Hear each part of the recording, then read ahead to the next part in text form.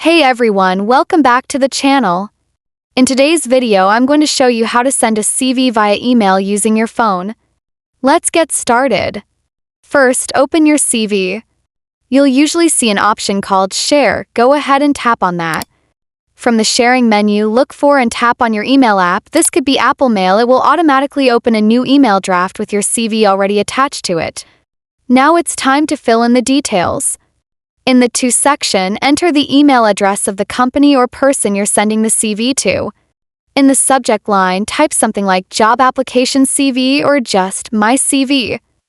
In the main body, you can type a short message like, "Hello, please find attached my CV for your review."